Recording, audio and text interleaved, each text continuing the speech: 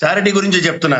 మీలాంటి వాళ్ళు నాలాంటి వాళ్ళు స్వచ్ఛందంగా 400 కోట్ల వైద్యులకు ప్రభుత్వానికి అందిస్తే కేంద్ర రాష్ట్ర ప్రభుత్వాలు రూపాయి ఇచ్చిన ఉదంతం లేదు.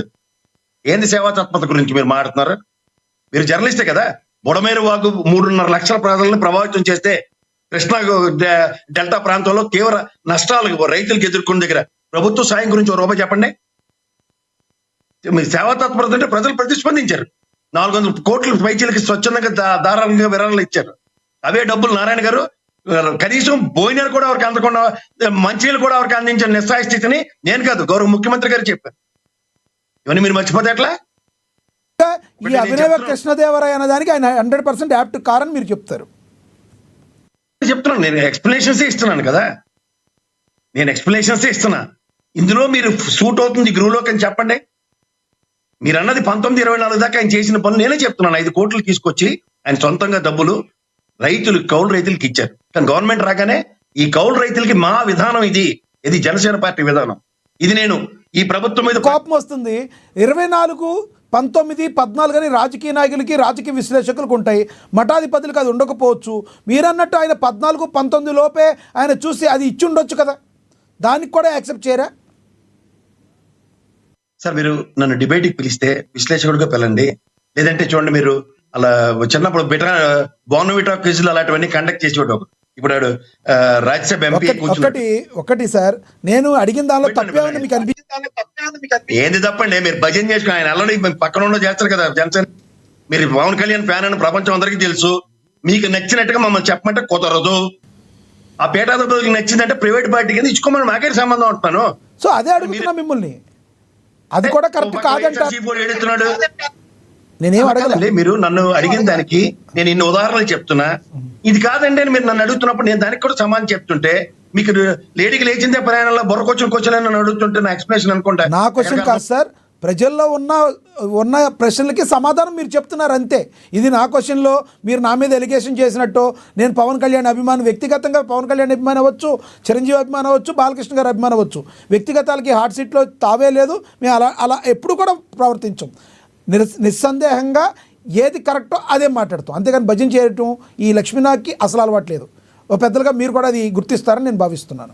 రైట్, అది గుర్తించుకుంటారు లేదా నాకు సంబంధం లేని విషయం. మీరు నాతో ఆయనకి అభినవ కృష్ణదేవరాయలు కరెక్ట్ అని నాతో అనిపించడానికి నేను అలా అనిపించట్లేదు. అవునా కాదా అని చెప్పే నేను మీరు అనాలని నేనేం చెప్పట్లేదు సార్, అదే చెప్తున్నా. మీ యొక్క ఫీలింగ్ ఏంటనేది చెప్తున్నా అంతే. నా ఫీలింగ్ నేను చెప్తున్నా, నేను అదే చెప్తున్నా సార్. నేను ప్రసాద్ గారు మీతో నేను వాదన చేయడం లేదు. మీరు ఒక కోణం చెప్పారు 19, 24 అని. మరి మఠాధిపతులకు ఆ కోణాలు అవన్నీ ఉండవు కదా సార్ అని చెప్తే మీరు నా మీద కోప్పడుతున్నారు. పటాధిపతులు బిరుదులు ఇచ్చుకోవడానికి రాజకీయ నాయకులకి పటాధిపతులే నాకు అర్థం కాని విషయం. వాళ్ళకి పని పట్టలేదా? ఎస్ఓ హిందూ పరిషత్తును హిందూ ధార్మికత మీద వెళ్తారా?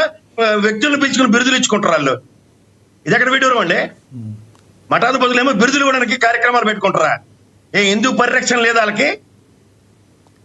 ఇక్కడ పక్కన తిరుమల పరకమణి సేవ ఇట్లన్నిటి మీద ఇష్యూలు నడుస్తున్నప్పుడు ఆ మఠం ఏమైనా స్పందించిందా?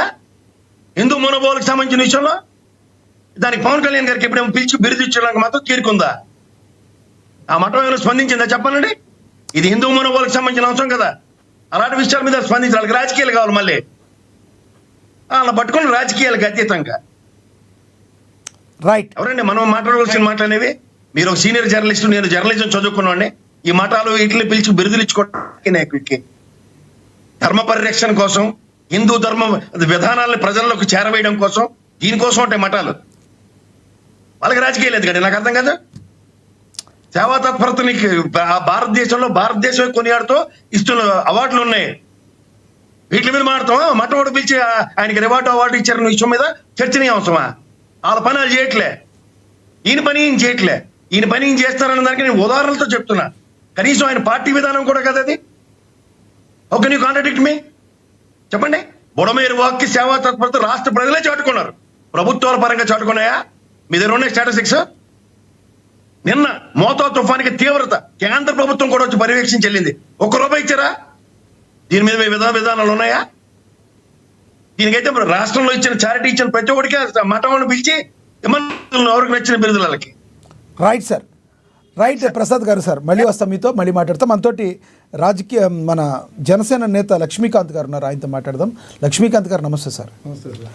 లక్ష్మీకాంత్ గారు, చూశారు, మీరు డిబేట్ ఫాలో అయ్యి ఉంటారు. పవన్ కళ్యాణ్ మీద